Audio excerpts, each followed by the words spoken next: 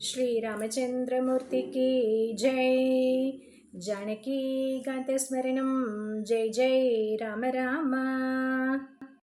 வால்மீகி ராமாயணத்தில் ராமாயண மகாத்மியத்தில் 3வது அத்தியாயம் இன்னைக்கு பார்க்க போகிறோம். இந்த 3வது அத்தியாயத்தில் மாசி மாதத்தில் ராமாயணம் கேட்குறதாலையும் படிக்கிறதாலையும் ஏற்படுற பலனை பற்றி பார்க்க போகிறோம். இந்த 3வது அத்தியாயத்தில் மன்னர் சுமதி மற்றும் அவரது மனைவி சத்தியவதியின் முற்பிறவி வரலாறு பற்றி பார்க்க போகிறோம். திருதியோத்யாயக. ஸ்லோகம் 1. சனத்குமார உவாச்ச அஹோ விப்ர இதம் ப்ரோக்தம் இதிஹாசம் ச நாரத ராமாயணஸ்ய மகாத்மியம் த்வம் புனர்வத விஸ்தராத். சனத்குமாரர் நாரதர்கிட்ட கேட்குறாரு, தேவரிஷி நாரதரே, இந்த இதிகாசமானது தங்களால் கூறப்பட்டது. ராமாயணத்தின் பெருமைகளை இன்னும் விரிவாக மீண்டும் எடுத்து கூறுங்கள் அப்படின்னு கேட்குறாரு. ஸ்லோகம் 2. அந்யமாசஸ்ய மகாத்மியம் கதயஸ்வ பிரசாததः கஸ்ய நோ ஜாயதே துஷ்டி முனே த்வத்வசனாம்ருதாத்.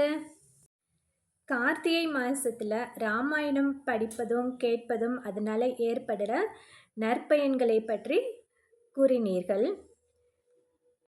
இப்போது தாங்கள் மனமு வந்து மற்ற மாதங்களில் ராமாயணத்தை படிப்பதாலும் கேட்பதாலும் ஏற்படும் மகிமைகளை கூறுங்கள். முனிவரே, தங்கள் சொற்களாகிற அமுதத்தை பருகும் யாருக்கு தான் பேரானந்தம் உண்டாகாது அப்படின்னு சொல்கிறாங்க. ஸ்லோகம் 3. நாரத உவாச்ச சர்வே யோயம் மகாபாகா கிருதார்த்தா நாத்ர சம்சயக யத பிரபாவம் ராமஸ்ய பக்தி தஸ்ரோது முக்தியதாக. நாரதர் சொல்கிறாரு, ராமனுடைய மகிமைகளை அறிந்து கொள்வதற்கு நீங்கள் மிகவும் ஆர்வத்துடன் இருக்கிறீர்கள். ஆகையால் நீங்கள் எல்லோரும் பெரும் பாக்கியசாலிகள், கடமைகளை செய்து முடித்தவர்கள் என்பதில் சந்தேகமில்லை. ஸ்லோகம் 4. மாஹாத்மிய ஸ்ரவணம் யஸ்ய ராகவஸ்ய கிருதாத்மனாம் துர்லபம் பிராகுரத்யந்தம் முனையோ பிரம்மவாதினக. பிரம்மத்தை அறிந்த முனிவர்கள், மிகவும் புண்ணியம் செய்தவர்கள் கூட ராகவனுடைய பெருமையை கேட்பது என்ற விஷயம் எளிதில் பெறக்கூடியதல்ல என்று சொல்லியிருக்கிறார்கள். ஸ்லோகம் 5. ஸ்ருணுத்வம் ருஷயஸ்சித்ரம் இதிஹாசம் புராதனம் சர்வ பாப பிரசமனம் சர்வரோக விநாசனம். மாமுனிவர்களே, மிகவும் பழமையானதும் பல்சுவை கொண்டதுமான இந்த ராமாயணம் என்ற இதிகாசத்தை கேளுங்கள்.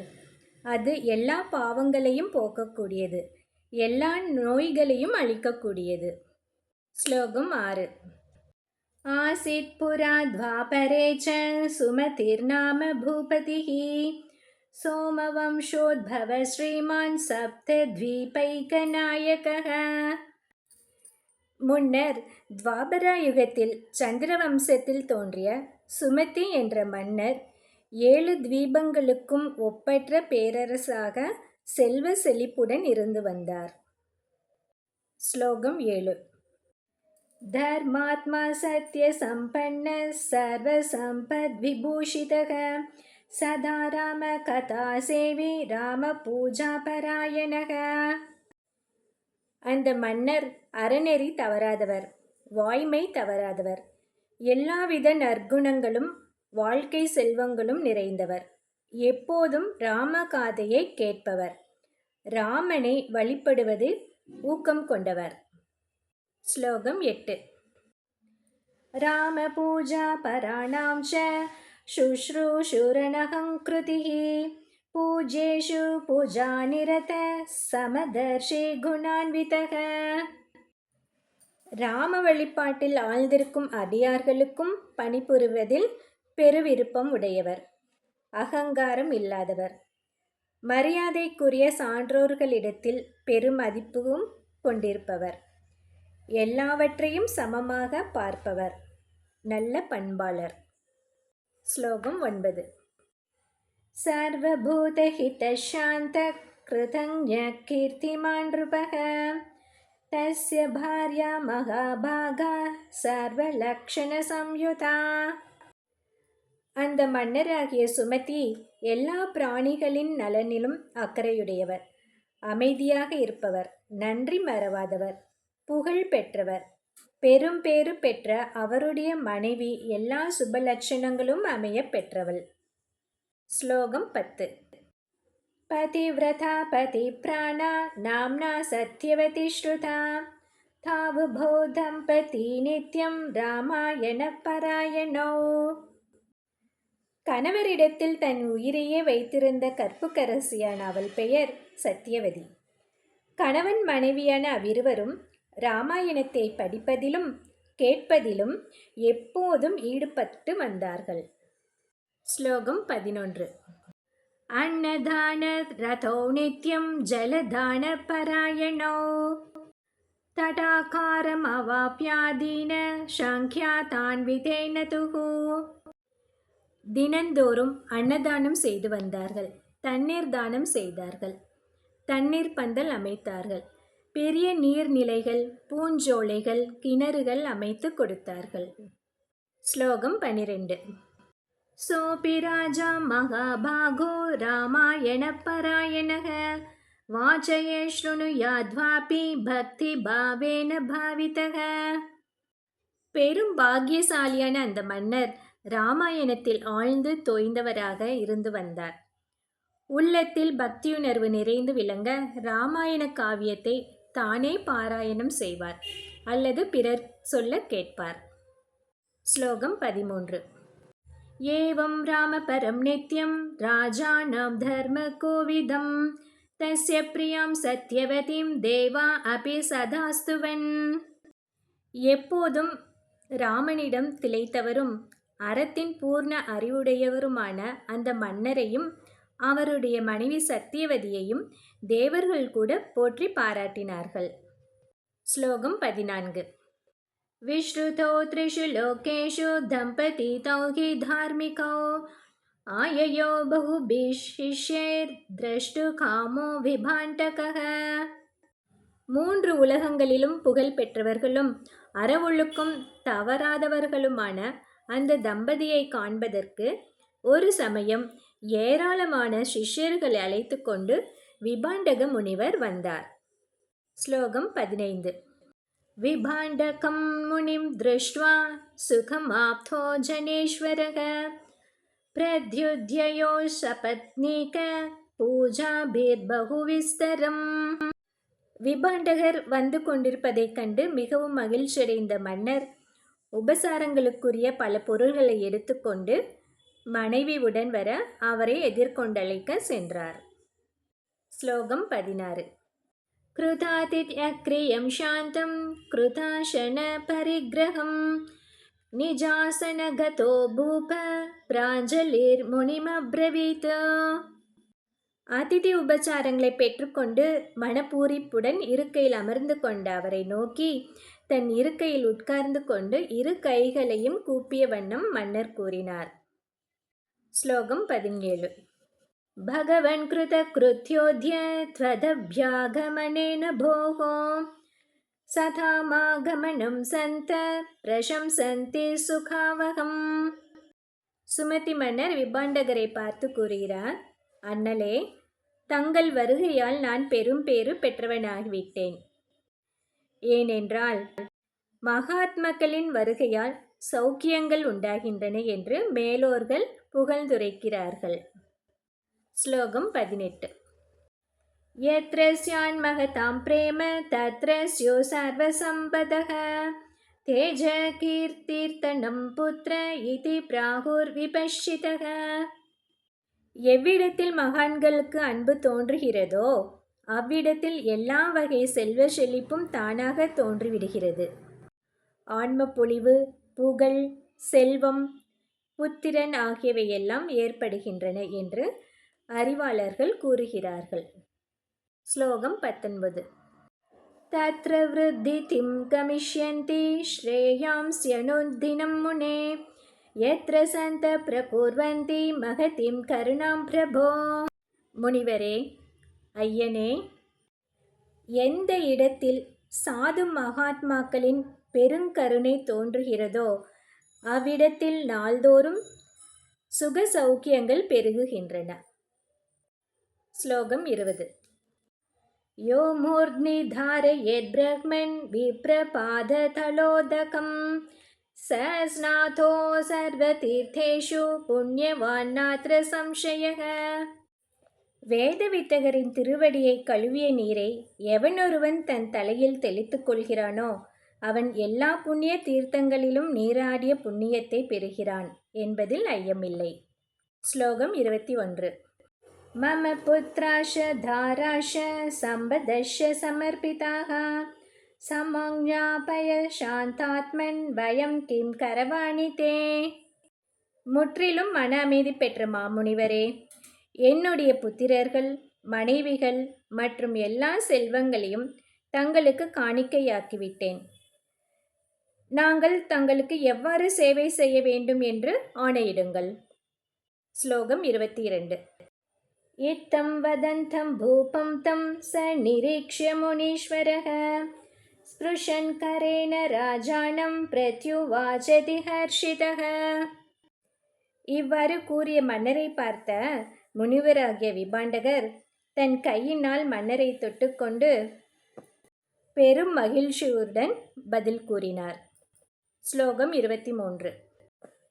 ருஷிருவாச்ச ராஜன் யதுக்தம் பவதா தத் சர்வம் த்வத்குலோசிதம் விநாயவனதா சர்வே பரம் ஸ்ரேயோ பஜந்திஹி. முனிவர் சொல்றார், மன்னனே, உன்னுடைய பேச்சு உன் குலத்திற்கேற்ற வகையில் உயர்ந்து விளங்குகிறது. பணிவோடு இருப்பவர்கள் எல்லா பெருமைகளுக்கும் உரியவர் ஆகிறார்கள். ஸ்லோகம் 24. பிரீதோஸ்மி தவ பூபால சன்மார்க பரிவர்த்தினக ஸ்வஸ்தி தேசு மகாபாக யத் ப்ருச்சாமி ததுச்யதாம். நாடாள்பவனே, நான் எப்பொழுதும் நல்வழியிலேயே செல்லும் உன் உபசரிப்பால் திருப்தி அடைந்திருக்கிறேன். உனக்கு மங்களம் உண்டாகட்டும். பெருமைக்குரியவனே, நான் கேட்கப் போவதற்கு உரிய பதிலை கூறுவாயாக அப்படின்னு சொல்கிறாரு. ஸ்லோகம் 25. ஹரி சந்தோஷ கான்யாசன் புராணானி பகூன்யபி மாகே மாசி சோத்யதோசி ராமாயண பராயணக. பகவான் ஸ்ரீஹரியை சந்தோஷப்படுத்தும் பல புராணங்கள் இருக்கின்றன. அவைகளையும் நீ படித்து பாராயணம் செய்ய முடியும். ஆனால் நீயோ மாசி மாதத்தில் ராமாயணத்தில் ஆழ்ந்து லயப்பட்டிருக்கிறாய். ஸ்லோகம் 26. தவ பார்யாபி சாத்வீயம் நித்யம் ராம பராயணா கிமர்த்தமேதத் விருத்தாந்தம் யதாவத் வக்துமர்ஹசி.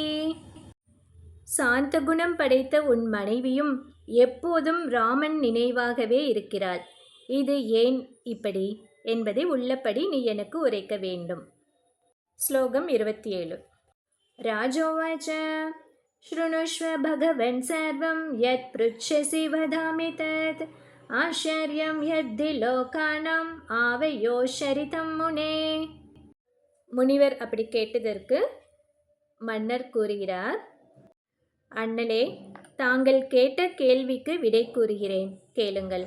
முனிவரே, நம் இருவரிடையே நிகழும் இந்த நிகழ்ச்சி மிகவும் வியப்பை அளிப்பதன்றோ. ஸ்லோகம் 28. அகமாசம் புரா சூத்ரோ மாலதீர்நாம சத்தம குமார்கனிரதோ நித்யம் சர்வலோகாஹிதே ரதக. முனிவரே, முன்பிறவியில் நான் மாலதி என்ற பெயருடன் ஒரு வேளாளனாக இருந்தேன். தீய வழியிலேயே சென்று எல்லா பிராணிகளுக்கும் துன்பத்தை கொடுத்து வந்தேன். ஸ்லோகம் 29. பிஷுனோ தர்ம வித்வேஷி தேவத்ரவ்யாபஹாரகः மகாபாதகி சம்சர்கி தேவத்ரவ்யோபஜீவகः. அப்பொழுது நான் மகா கருமியாக இருந்தேன். அறத்தை வெறுப்பவனாகவும் கோவில் சொத்துக்களை அபகரிப்பவனாகவும் பாதக செயல்கள் செய்பவர்களுடன் கூட்டுறவு கொண்டு தெய்வங்களுக்கு நிபந்தமாக அளிக்கப்பட்ட பொருள்களை கொண்டு வாழ்க்கை நடத்துபவனாக இருந்தேன். ஸ்லோகம் 30. கோக்னஷ்ய பிரஹ்மகா சௌரோ நித்யம் பிராணிபதே நரதக நித்யம் நிஷ்டுர பக்தாச்ச பாபி வேஷாபராயணக. பசுவதை செய்தல், அந்தணரை கொல்லுதல், திருட்டு, உயிர் பிராணிகளை வதைத்தல், கடுமையான பேச்சு, பாவச் செயல்கள் புரிதல், பொது மகளிரை நாடுதல் போன்றவர்களை நாள்தோறும் செய்து வந்தேன். ஸ்லோகம் 31. கிஞ்சித் காலே ஸ்திதோ ஹ்யேவம் அநாத்ருத்ய மகத்வச்சக சர்வபந்து பரித்யக்தோ துக்கி வனம் உபாகமம். வீட்டு பெரியோர்களின் அறிவுரைகளை உதாசீனப்படுத்தி மேற்கண்டபடி தவறான வழிகளில் சென்ற என்னை சிறிது காலத்திற்கு பின்னர் உற்றார் உறவினர்கள் கை கழுவி விட்டார்கள். அதனால் மனமுடைந்து ஒரு காட்டை சென்றடைந்தேன். ஸ்லோகம் 32. மிருகமாம்சாசனம் நித்யம் ததா மார்க விரோத கிருத் ஏகாகி துக்க பகுலோ ந்யவசம் நிர்ஜனே வத்னே. தினமும் புலால் உணவை புசித்து கொண்டு வழிப்போக்கர்களுக்கு இடையூறு அளித்து தாங்க முடியாத துயரத்துடன் மக்கள் கூட்டமே இல்லாத அந்த காட்டில் தன்னந்தனியாக வசித்து வந்தேன். ஸ்லோகம் 33. ஏகதா க்ஷுத் பரிஷ்ராந்தோ நித்ரா கோர்ண பிபாசிதக வசிஷ்டஸ்யாஸ்ரமம் தைவாத பஷ்யம் நிர்ஜனே வனே. ஒரு நாள் பசி, தாகம், களைப்பு, இளைப்பு, துக்கம் தாங்காமல் சுழலும் கண்களுடன் மக்களே இல்லாத ஒரு காட்டில் தெய்வ வசமாக வசிஷ்டரின் ஆசிரமத்தை கண்டேன். ஸ்லோகம் 34. ஹம்சகாரண்ட வாகீர்ணம் தத் சமீபே மகத்சரக பர்யந்தே வன புஷ்பௌகை ஷாதிதம் தன்முனீஸ்வர. முனிவரே, அந்த ஆசிரமத்தின் அருகில் ஒரு தடாகம் இருந்தது. அதில் அன்னம், நீர்க்காக்கை முதலிய பறவைகள் ஏராளமாக இருந்தன. அந்த நீர்நிலையின் 4 புறமும் காட்டு மலர்களின் கொத்துக்களால் மறைக்கப்பட்டிருந்தன. அத்தனை மலர் கொத்துக்கள் நிறைந்த மரங்கள் அங்கு வளர்ந்திருந்தன. ஸ்லோகம் 35. அபிபம் தத்ர பாணீயம் தத்தடே விகதஸ்ரமக உன்மூல்ய விருக்ஷமூலானி மயா க்ஷூஷ நிவாரிதா. அந்த நீர்நிலையின் தண்ணீரை பருகி தாகத்தை தணித்து கொண்டேன். அதன் கரையில் உட்கார்ந்து உடல் சிரமத்தை போக்கிக் கொண்டேன். பின் சில மரங்களை பெயர்த்தெடுத்து அவற்றின் வேர்களை உண்டு பசியை தணித்து கொண்டேன். ஸ்லோகம் 36. வசிஷ்டஸ் ஆஸ்ரமே தத்ர நிவாசம் கிருதவானகம் ஷீர்ணஸ்படிக சங்தானம் தத்ர சாகமகாரிஷம். அப்படியே அங்கேயே வசிஷ்டரின் ஆசிரமத்திற்கு அருகிலேயே நான் வசிக்கத் தொடங்கினேன். அங்கு சிதறி கிடந்த ஸ்படிகத் துண்டுகளை கொண்டு சுவர்கள் கட்டினேன். ஸ்லோகம் 37. பார்ணேஸ்ருணேஷ காஷ்டைஷ கிருஹம் சம்யக் பிரகல்பிதம் தத்ராகம் வியாத சத்வஸ்தோ ஹத்வா பகுவிதான் மிருகான் அஜீவிகாம் ச குர்வாணோ வத்சராணாம் ச விம்சதிம். இலை, புல், மரக்கட்டைகள் இவற்றை சேகரித்து மேலே மூடி ஒரு நல்ல வீட்டை கட்டிக்கொண்டேன். வேடர்களின் வாழ்க்கையை ஏற்று பல்வகை விலங்குகளையும் கொன்று அதன் மூலம் வாழ்க்கையை நடத்தி கொண்டு 20 ஆண்டு காலம் அங்கே தங்கியிருந்தேன். ஸ்லோகம் 38. அதேயமாகதா சாத்வி விந்திய தேச சமுத்பவா நிஷாத குல சம்பூதா நாம்னா காளீதி விஸ்ருதா. இவ்வாறாக நான் அங்கு வசித்து கொண்டிருந்த போது இதோ இப்போது சத்தியவதி என்ற பெயரில் நற்குணம் படைத்த இந்த என் மனைவி அப்பொழுது விந்திய நாட்டில் வேடர் குலத்தில் தோன்றிய காளி என்ற பெயருடன் என்னிடம் வந்து சேர்ந்தாள். ஸ்லோகம் 39. बन्धुवर्गे परित्यक्ता दुःखिता जीर्णविग्रहा ब्रह्मक्षुत्रुत्परिश्रान्ता शोचन्ति भौतिकीं क्रियाम्. முனிவரே, உற்றார் உறவினர்களால் கைவிடப்பட்டு அதனால் மிகவும் துக்கம் அடைந்து உடல் நலிந்து பசி தாகங்களால் மிகவும் களைப்படைந்து யார் எனக்கு உணவு அளிப்பார்கள் என்று கவலைப்பட்டு கொண்டிருந்தாள். ஸ்லோகம் 40. தெய்வயோகால் சமாயாதா பிரமந்தி விஜனேவனே. அங்குமிங்கும் அலைந்து திரிந்து கொண்டிருந்த இவள் மனித நடமாட்டம் இல்லாத நான் வசித்து கொண்டிருந்த அந்த காட்டிற்கு தெய்வ செயலாக வந்து சேர்ந்தாள். ஸ்லோகம் 41. மாசே கிரீஷ்மே ச தாபார்த்தா யந்தஸ்தாப பிரபீடிதா இமாம் துக்கவதிம் திருஷ்ட்வா ஜாதா மே விபுலாக்ருணா. அப்போது அது கோடை காலம். வெளியே வெயில் வாட்டி எடுத்தது. உள்ளே, அதாவது மனதினுள்ளே துயரம் வாட்டி எடுத்தது. இவ்வாறு மிகவும் துன்பத்தில் தவித்து கொண்டிருந்த இந்த பெண்ணை கண்டு எனக்கு இரக்கம் ஏற்பட்டது. ஸ்லோகம் 42. மயா தத்தம் ஜலம் சாசே மாம்சம் வனபலம் ததா கதஸ்ரமாது சா பிருஷ்டா மயா பிரஹ்மன் யதா ததம். பிரம்மத்தை அறிந்த மகாஞானியே, அப்பொழுது நான் குடிப்பதற்கு தண்ணீரும் உண்பதற்கு புலாலும் காட்டு பழங்களும் இவளுக்கு கொடுத்தேன். அதன் பின் களைப்பு நீங்கி அவளிடம் அவள் பற்றிய முழு விபரங்களையும் கேட்டேன். ஸ்லோகம் 43. ன்யவேதயத் ஸ்வகர்மாணி தானி ஸ்ருணு மகாமுனே இயம் காலி து நாம்னா வை நிஷாத குல சம்பவா. மாமுனிவரே, அப்போது நான் அவளிடம் கேட்டபின் அவள் தன் பிறப்பு வளர்ப்பு பற்றி கூறியவற்றை கேளுங்கள். இவள் பெயர் காளி, வேடர் குலத்தில் தோன்றியவள். ஸ்லோகம் 44. தாம்பிகஸ்ய சுதா வித்வன் ன்யவசத் விந்திய பர்வதே பரஸ்வஹாரிணி நித்யம் சதா பைஷுன்யவாதினி. தாம்பிகன் என்பவனுடைய மகளாகிய இவள் விந்திய மலையில் வசித்துக் கொண்டிருந்தாள். எப்போதும் பிறர் சொத்துக்களை அபகரித்து வந்தாள். கோள் சொல்வதே இவள் வேலை. ஸ்லோகம் 45. பந்துர்வகை பரித்யக்தா யதோ ஹதவதி பதிம் காந்தாரே விஜனே பிரஹ்மன் மத்சமீபம் உபாகதா இத்யேவம் சக்ருதம் கர்ம சர்வம் மஹ்யம் ன்யவேதயதோ. ஒரு நாள் இவள் தன் கணவனையே கொன்று விட்டாள். அதனால் உறவினர்களால் துரத்திவிடப்பட்டாள். சுற்றி திரிந்து கொண்டிருக்கும் போது மக்களே இல்லாத இந்த காட்டில் என்னிடம் வந்து சேர்ந்தாள். இவ்வாறாக தான் செய்த காரியம் எல்லாவற்றையும் என்னிடம் தெரிவித்தாள். ஸ்லோகம் 46.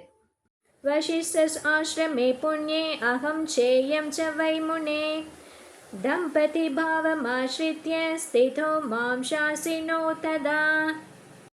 முனிவரே, அப்பொழுது நாங்கள் வசிஷ்டருடைய ஆசிரமத்திற்கு அருகில் நாங்கள் இருவரும் கணவன் மனைவி என்ற உறவு கொண்டு புலால் உணவை உண்டு வாழ்க்கையை கழித்து கொண்டிருந்தோம். ஸ்லோகம் 47. உத்யமார்த்தே கதோ சைவ வசிஷ்ட ஆசிரமம் ததா. ஒரு நாள் உணவுக்காக விலங்குகளை வேட்டையாடுவதற்காக வசிஷ்டருடைய ஆசிரமம் அருகில் சென்றோம். ஸ்லோகம் 48. திருஷ்ட்வா சைவ சமாஜம் ச தேவர்ஷீணாம் ச சத்தம ராமாயண பரா விப்ரா மாகே திருஷ்ட்வா தினே தினே. முனிவரே, தேவ ரிஷிகளின் கூட்டத்தை அங்கே பார்த்ததும் அருகில் சென்றோம். அப்போது நடந்து கொண்டிருந்த மாசி மாதத்தில் நாள்தோறும் அந்தணர்கள் ராமாயணம் படிப்பதை கேட்டோம். ஸ்லோகம் 49. நிராஹாரோ ச விக்ராந்தோ க்ஷுத்பிபாசா பிரபீடிதோ அனிச்சயாகதோ தத்ர வசிஷ்ட ஆசிரமம் பிரதி. நாங்கள் மகாபலம் படைத்தவர்களாக இருந்தாலும் அப்போது உணவு உண்ணாததால் பசியும் தாகமும் எங்களை வாட்டி எடுத்தன. எனவே எங்கள் விருப்பம் இல்லாமலே வசிஷ்டருடைய ஆசிரமத்தை நோக்கி சென்றோம். ஸ்லோகம் 50. ராமாயண கதாம் ஸ்ரோதும் நவாக்னா சைவ பக்திதக தத்கால ஏவ பஞ்சத்வம் ஆவாயோரபவன் முனே. ராமாயணத்தை கேட்பதற்காக பக்தியுடன் 9 நாட்கள் தொடர்ந்து அவ்விடம் சென்றோம். அது முடிந்த உடனேயே எங்களுக்கு மரணம் ஏற்பட்டு விட்டது. ஸ்லோகம் 51.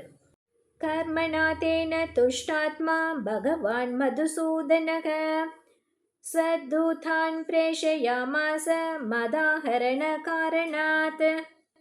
9 நாட்கள் ராமாயணம் கேட்ட அந்த புண்ணிய செயலால் பகவான் மதுசூதனன் மனம் கலிந்து எங்களை அழைத்து கொண்டு போவதற்காக தன்னுடைய தூதர்களை அனுப்பி வைத்தார். ஸ்லோகம் 52. ஆரோப்ய மாம் விமானே து ஜக்முஸ்தேஜ பரம் பதம் ஆவாம் சமீபம் ஆபன்னோ தேவ தேவஸ்ய சக்ரினக. அவர்கள் எங்களை ஒரு விமானத்தில் ஏற்றி பரமபதத்திற்கு அழைத்து சென்றார்கள். நாங்கள் இருவரும் தேவதேவனான சக்கரபாணியின் சன்னதியை அடைந்தோம். ஸ்லோகம் 53. புக்தவந்தோ மகாபோகான் யாவத் காலம் ஸ்ருணுஷ்வ மே யுககோட்டி சகஸ்ராணி யுககோட்டி சதானி ச. அரிய பெரிய போகங்களை எவ்வளவு காலம் நாங்கள் அவ்வுலகில் அனுபவித்தோம் என்பதை கேளுங்கள். 1000 கோடி யுகங்களும் 100 கோடி யுகங்களும். உஷித்வா ராம பவனே பிரம்மலோக முபாகதோ தாவத் காலம் ச தத்ராபி ஸ்திதத்வைந்திர பதமாகதோ. ஸ்ரீராமனுடைய அவ்விடத்தில் இருந்துவிட்டு பிரம்மலோகம் போய் சேர்ந்தோம். அங்கேயும் முன்னர் கூறிய அதே அளவு காலம் இருந்துவிட்டு தேவலோகம் வந்து சேர்ந்தோம். ஸ்லோகம் 55. தத்ராபி தாவத் காலம் ச புக்த்வா போகானனுத்தமான் தத ப்ருத்வீம் வயம் ப்ராப்தா க்ரமணே முனிசத்தம. முனிஸ்ரேஷ்டரே, அங்கேயும் அதே அளவு காலம், அதாவது 1100 கோடி யுகங்கள் உத்தமோத்தமமான போகங்களை அனுபவித்துவிட்டு பின்னர் இந்த மண்ணுலகை வந்தடைந்தோம். ஸ்லோகம் 56. அத்ராபி சம்பததுலா ராமாயண பிரசாததக அனிச்சயா கிருதேனாபி பிராப்தம் ஏவம் விதம் முனே. இந்த மகா காவியமான இந்த ராமாயணத்தை நாங்கள் மனமொப்பி கேட்காவிட்டாலும் ஏனோதானோவென்று கேட்டதன் பயனாக இங்கேயும் இப்போது நாங்கள் அனுபவித்து வரும் மகத்தான பாகியங்களை பெற்றோம். ஸ்லோகம் 57. நவாக்னா கில ஸ்ரோதவ்யம் ராமாயண கதாமிருதம் பக்தி பாவேன தர்மாத்மன் ஜன்ம மிருத்யு ஜராபகம். அறத்தில் சிறந்த முனிவரே, இந்த ராமாயண கதையை பக்தி பூர்வமாக 9 தினங்கள் கேட்டாலே அது அவனுடைய மறுபிறவி, வயோதிகம், மரணம் என்பவைகளை அழித்துவிடும். ஸ்லோகம் 58. அவசேனாபி யத்கர்ம கிருதம் து சுமஹத் பலம் ததாதே ஸ்ருணு விப்ரேந்திர ராமாயண பிரசாததக. உத்தம அந்தணரே, மனப்பூர்வமாக இல்லாவிட்டாலும் ஏதோ ஒரு விதத்தில் ராமாயணத்தை கேட்டாலே அது மிக பெரும் பயனை அளிக்கிறது. எனவே அந்த ராமாயணத்தை கேளுங்கள். ஸ்லோகம் 59. நாரதோவாச்ச ஏதத் சர்வம் நிஷம்யாசோ விபாண்டகோ முனீஸ்வரக அபிநந்திய மஹீபாலம் பிரயயோஸ்வ தபோவனம். நாரதர் சரத்குமாரரிடம் கூறுகிறார், இவை எல்லாவற்றையும் கேட்ட பின்னர் மாமுனிவரான விபாண்டகர் மன்னரை வாழ்த்திவிட்டு தன்னுடைய தபோவனத்திற்கு சென்றார். ஸ்லோகம் 60. தஸ்மா ஸ்ருணுத்வம் விப்ரேந்திரா தேவ தேவஸ்ய சக்ரிணக ராமாயண கதா சைவ காமதேனோபமா ஸ்மிருதா. வேத வித்தகர்களே, நீங்கள் எல்லோரும் தேவதேவனும் சக்கரதாரியுமான ஸ்ரீஹரியின் கதையை கேளுங்கள். ராமாயண கதை விரும்பியவற்றையெல்லாம் அளிக்கும் காமதேனு என்று சொல்லப்படுகிறது. ஸ்லோகம் 61. மாகே மாசே சிதே பக்ஷே ராமாயணம் பிரயத்னதः நவாஹ்னா கில ஸ்ரோதவ்யம் சர்வதர்ம பலப்பிரதம். எல்லா தர்மங்களின் பலனையும் கொடுக்கக்கூடிய ராமாயணத்தை மாசி மாத வளர்ப்பிறையில் தொடர்ந்து 9 நாட்கள் கேட்க வேண்டும். ஸ்லோகம் 62. ய இதம் புண்ணியம் ஆக்யானம் சர்வ பாப பிரணாசனம் வாச்சயே ஸ்ருணுயாத்வாபி ராம பக்தஷ ஜாயதே. புனிதமான இந்த வரலாறு எல்லா பாவங்களையும் போக்கக்கூடியது. எவன் ஒருவன் இதை படிக்கிறானோ அல்லது கேட்கிறானோ அவன் ராமபக்தனாக ஆகிவிடுகிறான். இவ்வாறாக நாரதர் மாசி மாதத்தில் ராமாயணம் கேட்பதாலோ அல்லது படிப்பதாலோ ஏற்படும் பலனை சனத்குமாரருக்கு கூறி முடிக்கிறார். இவ்வாறாக ஸ்கந்த புராண ராமாயண மகாத்மியத்தின் 3வது அத்தியாயம் முடிவுற்றது. ஜானகி காந்த ஸ்மரணம். ஜெய் ஜெய் ராம ராம. ஸ்ரீ ராமச்சந்திரமூர்த்தி கி ஜெய்.